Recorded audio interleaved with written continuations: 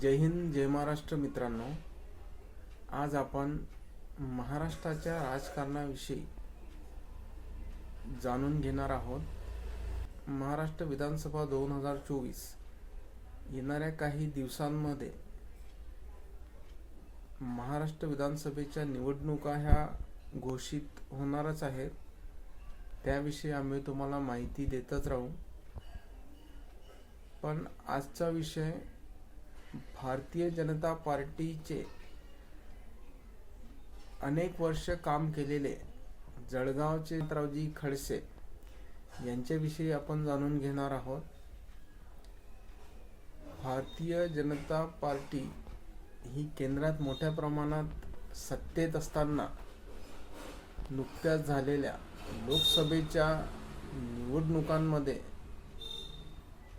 पुन्हा एकदा भारतीय जनता पार्टीत सक्रिय झालेले श्री एकनाथराव खडसे यांनी लोकसभेच्या वेळी पक्षाचे जे.पी. नड्डा अध्यक्ष यांची घेतलेली भेट, त्यांनी भारतीय जनता पार्टीत येण्याचे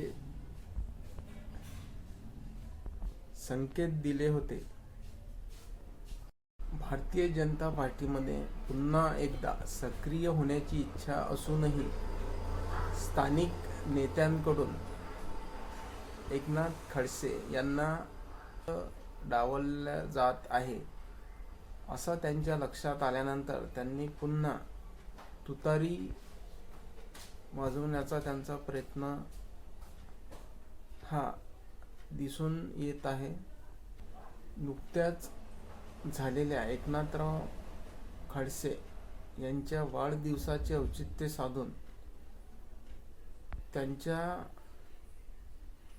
स्थानिक क्षेत्रांमध्ये मुक्ताईनगरमध्ये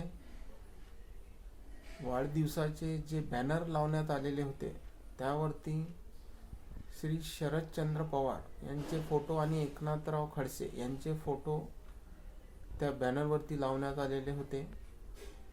त्यानुसार